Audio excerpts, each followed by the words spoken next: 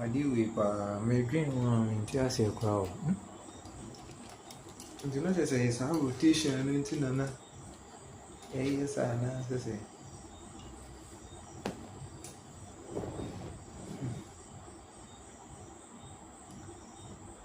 All right, I wish you my memo Makwaba, Emra, Odia Sampa TV. Mosomfo Odia Sampaje. Trade and Pobby, quite near me, and we dear. Mijidi say, oh, aye. Sana Mason or the Mark Madarma network Ghana, Mamane, Starlink, Starlink, Makaka, Mamane, Starlink. No kwamo mianka na award ni papi na ekwati timu pao amani pampempema wale yagu odia sampa spiritual and herbal center awo womo yade se wombe mu wanya basisi a yade beti se stroke gonorrhea anabama wale mre e wampamu low sperm count womo wanu adro tatahwe ene gisam se sabane sunsumu nsama womo telete se ye sunsumu aware anasa yare bi ne yade amawo pampabone anabo ana wanya abai amane e court case wobetu charge osisi a annam omadwuma panti ni pampempem ene be fo kofie akoye sunsumu nyuma edemom samosini ene ansimani akamba mudia sunsumu niama asie betu obi age wukunu anasa woyere awaresem adwumasem akwantuom nsem ni nyina aya sumasem fabedan odia sampa spiritual and herbal center obehuyan New Kufurudia ejoso ne konongo infinfin aye Ashanti region ehon ma number aye didi jumano aye 054 3304976 and I say 020 134 0421 054 330 4976 and I say 020 134 0421 and Odia Sampa Spiritual and Herbal Center. You bet you are some amount. Right, Abisha, Yendi and Comona, the network and never board the Amesra say when your bass one now about Modi about love, and so now one share a mammy. In Comoia, you be the and Comobia in Yami, I say, and they Yentunia and Dinkomon and Quechera. A year or body and a pa or chance on the say a sign at Twasso. Abisha, Yenim, a quine Ibrahim Traore. Efaso a odi ni dwumadie the way a osi developing Burkina Faso Emma Nansenya His Excellency John Mahama hey ade kwa me connect we no dwumade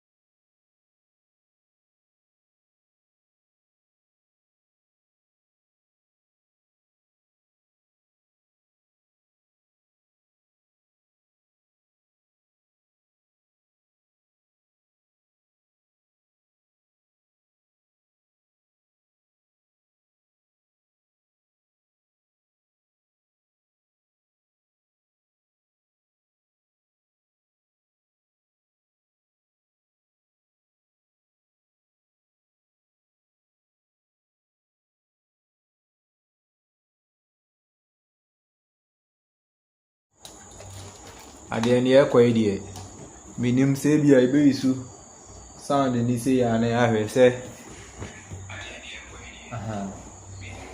I think so we cry no eba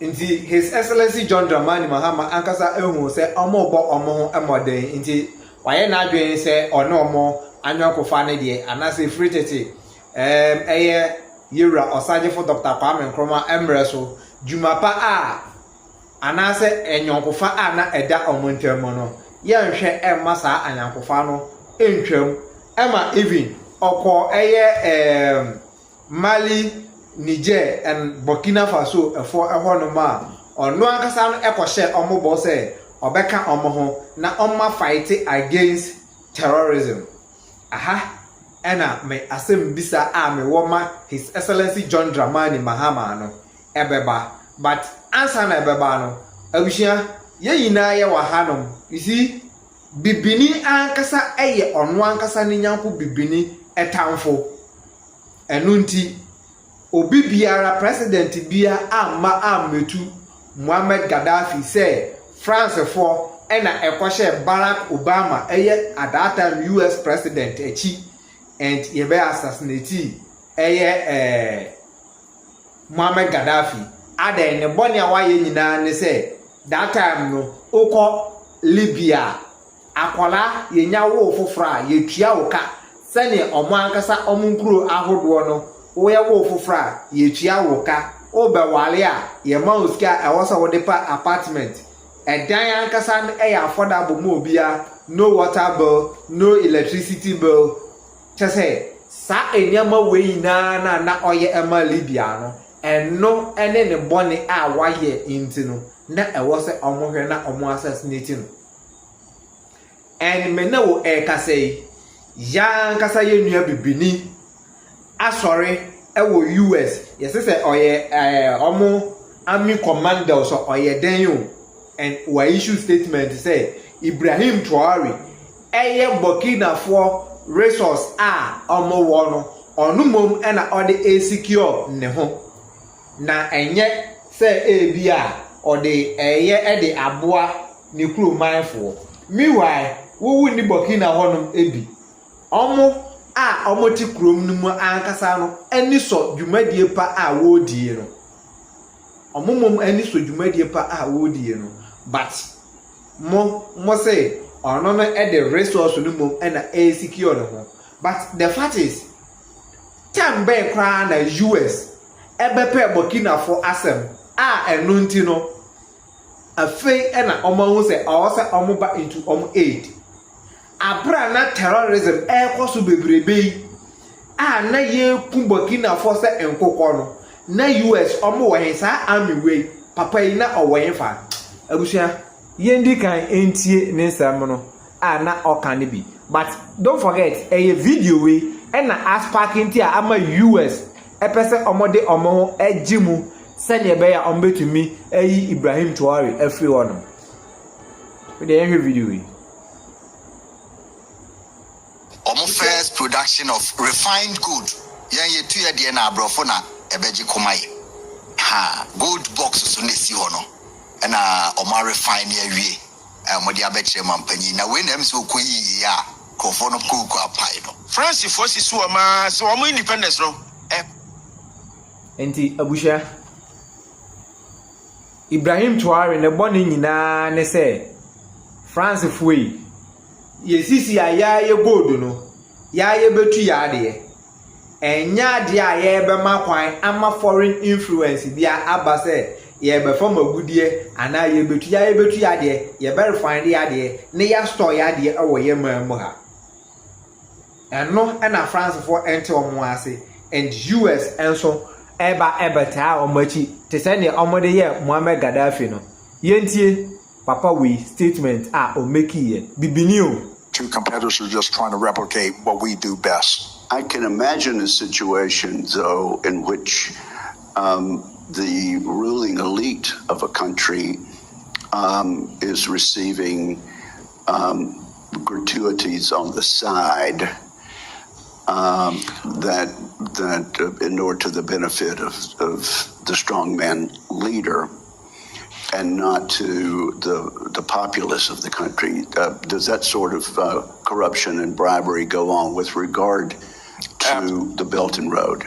Absolutely, Chairman. I see this, and I don't mind calling them out, but Captain Traore and Burkina Faso, as they know that both whether it's their gold reserves, that is all those proceeds are just in exchange to protect the junta regime. There's a number of examples across.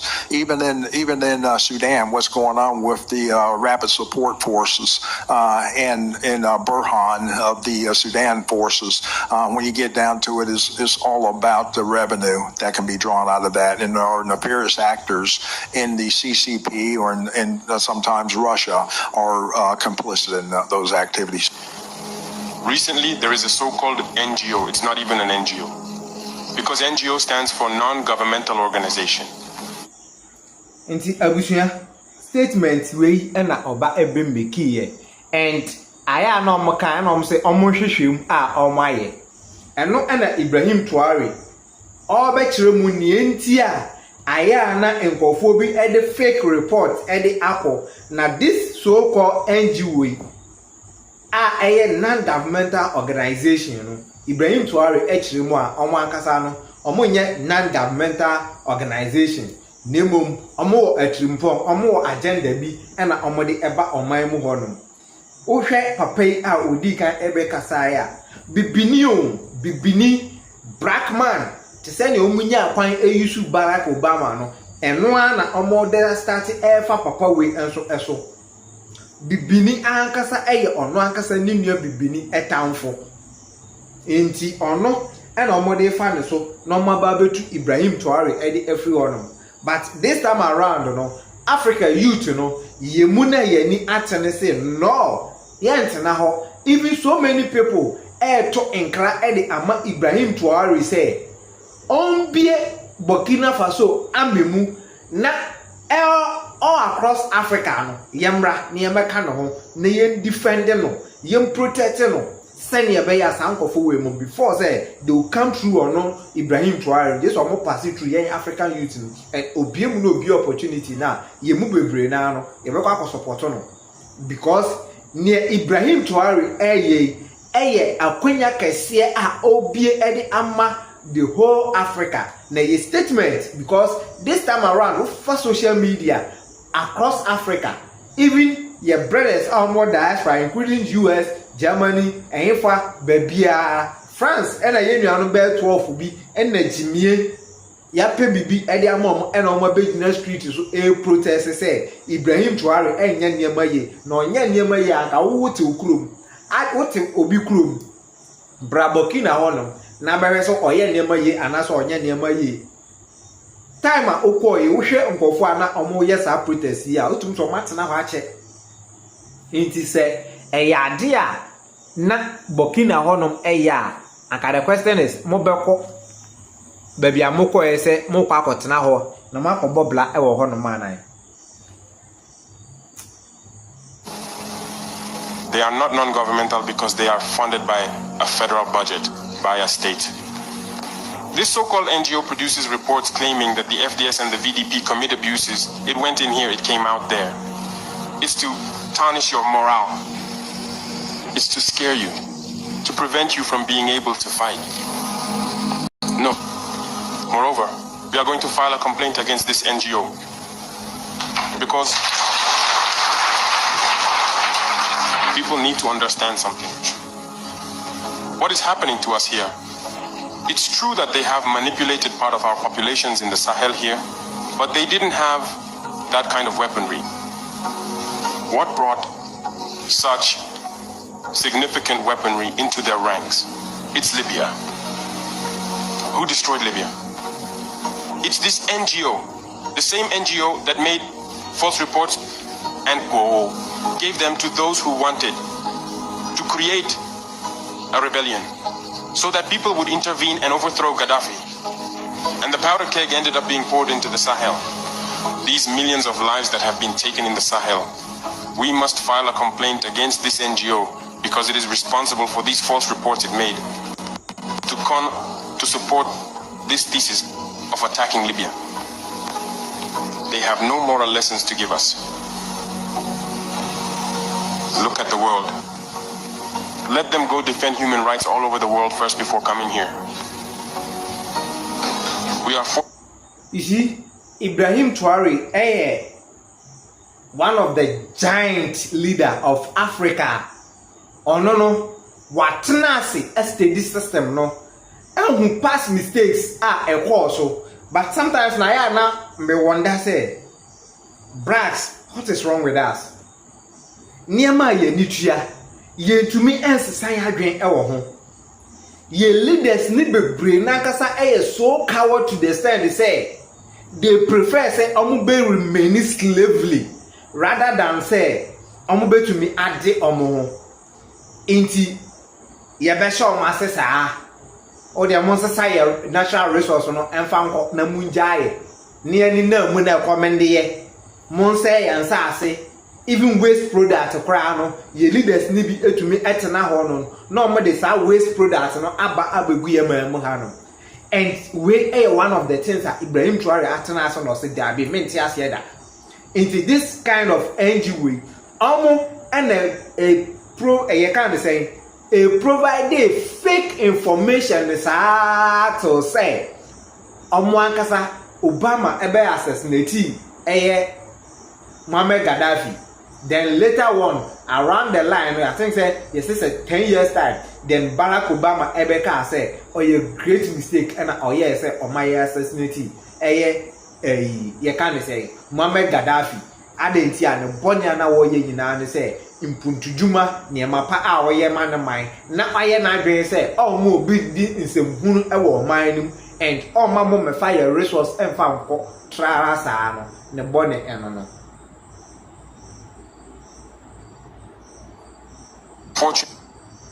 Fortunate to have similar in this world. You voluntarily committed yourselves.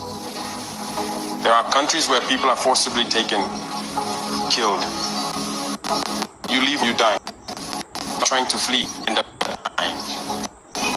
They don't talk about human rights because these people see us as subhumans. They see us as slaves. That's how it is in their minds. They have never changed their mindset, but it's up to us to show them that we are not slaves and we will never accept this state of affairs.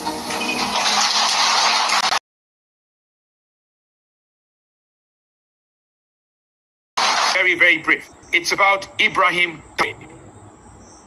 Inti abushia eno na Ibrahim Traore wakano. And this kind of statement ayana mihu reason tia ye leaders no to me ente saa de we ase almost almost protect human rights.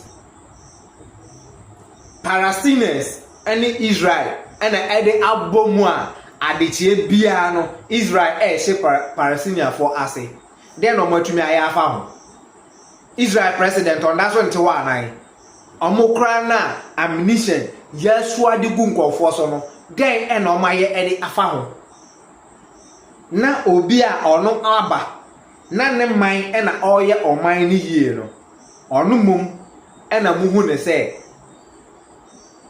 men kan say so ye dictator anasa oye dey because even share Muammar Gaddafi time mo se oye dictator na se a dictator na ono atumi atoto eniema to the stand say ni kromfo no water bill edan a free ede ben a name it ono ankasa de eniema oyeye no kasa wo kan adaje ankasa ebebo watumi ayesa na ma we yina ene no assassination and Ibrahim Traore mono moti baabi na mo complain say onumom yusu o minor resource na ede abo ne ho ban no onumom ne nkrofo nso ete wonom jubreti say oye the right thing international no mo ankasa mo how anything this time around emre aso say US France any other foreign influence no munjaye ema yasum enroye where His Excellency John Mahama meba ne so mahu say video anase news bi air trend they say amanfo binom mining lances awu a wa revoke and mi ko hu video bi a o make statement say e wo say yanso yenya partnership awum His Excellency John Mahama moma mu vision no enya akese wo de anya hwe kra wo awunua Ibrahim Mahama mesra mo pa muntwa sa video we na mo send ma no anya hwe wo de wo awunua Ibrahim Mahama yenim se oye capable of managing one mining concession enya galamsey for the opekra fa emo no nko a ye prefer that because sika no ebe stay wo mining rather than say broni etim na bibini etim na mama yensua nyansa te say Ibrahim Traore eye ibi a gold reserve ono ankasa aye asi no refinery na ono ankasa reserve ni gold we and a trigger US and France a omo to omo wase a because omo ankasa na tena ho omo ti omo kuro mo no omo age omo kuro no ho edi mfidie afefi mu ahuni ma ewo Africa nyina nti omo hu se Ibrahim Traore eni ada ho na odi dwumadie we die so man sorry engina anya ne tese ne omo de ye Gaddafi na Africa eni ate ye be sorry egina all because near Ibrahim Traore enti Namibia president Obasima achre mema prasa mono makamano atum se emum and what make statement say so Donald Trump o say Namibia for Africa for ehia visa ansa na oma ba US inti wo deport omo a omo wo ho na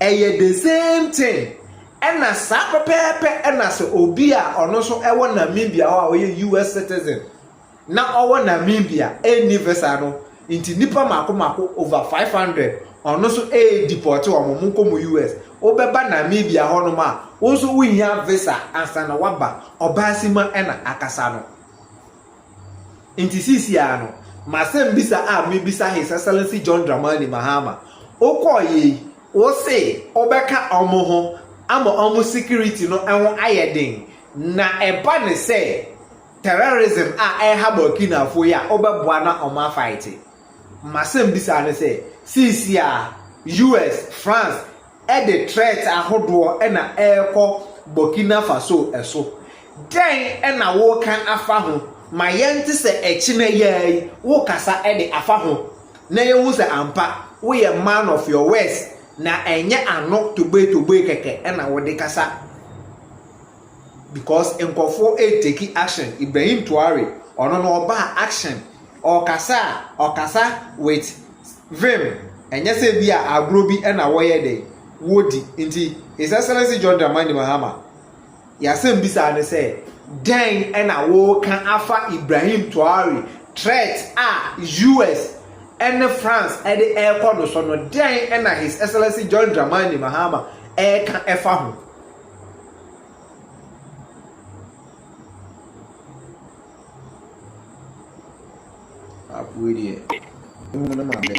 Burkina Faso president. I have to say, I'm very disappointed that Burkina Faso citizens abroad were protesting against his government. How can you protest against someone who is effectively taking over Africa? The truth of the matter ni na ne say enya Burkina Faso na protest you. Sometimes no I have information bi o ha mo me enka ne ye. Enya Burkina Faso Burkina Faso slavery for na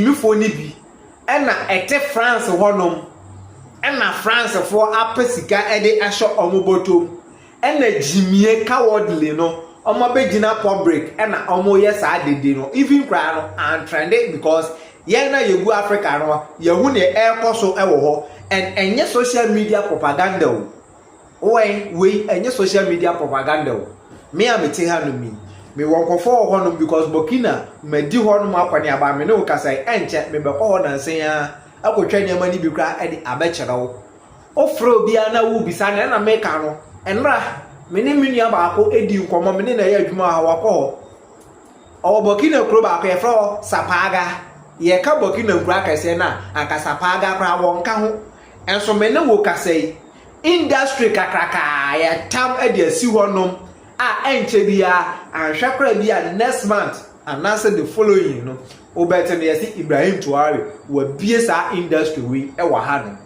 nti enye se dia propaganda bi o nti omo protest no enya Burkina fo nemom eye Burkina fo agimifo bi na akogu France na egu France wono na agimi na ka de papa mu no mo se mo protest because eniama enkoye ya muntu na momra Burkina krom wono na ka mo protest entre soldiers for say da bi ense munu na mudi no oman ni sika na wasambode ye oman ni mpuntuo no enya saa na moye no ana mo amfa mo ani emra na mo mehwe ansa na mo di saa jimisa no enti enye ya kan say Burkina fo nyina na saa nemum few bi omugu France na ejimi omo ho ho no Africa. Effectively say that you are protesting against Ibrahim Traore. What has urged me to respond on this platform is because someone wrote to me through my people asking me to address the Ibrahim Traore situation. It is clear to me that there is an issue with his leadership.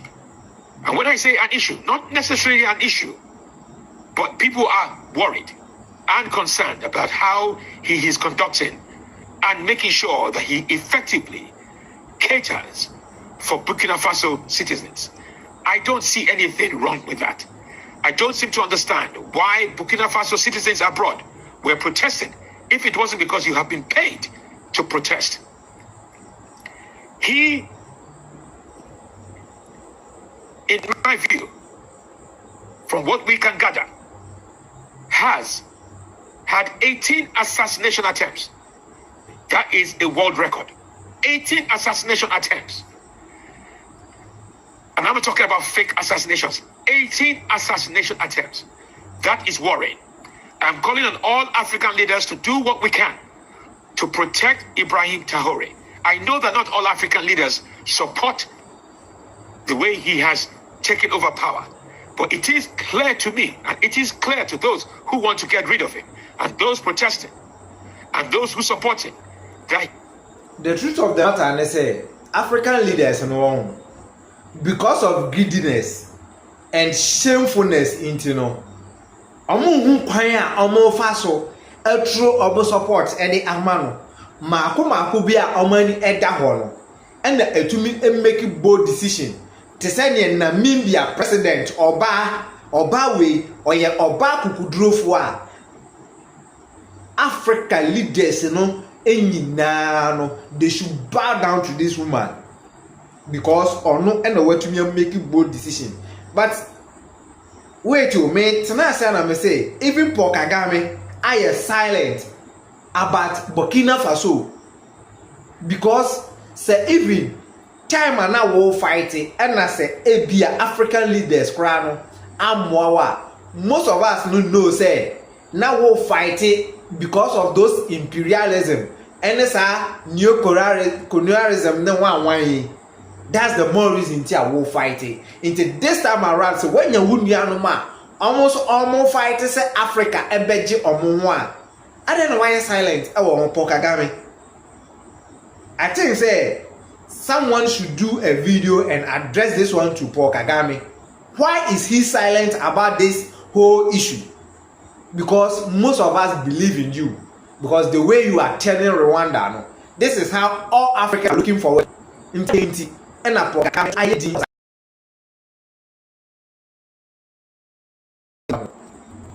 the African leaders then and boy. Oh, this was the same year and found call. That's why say is to be a man.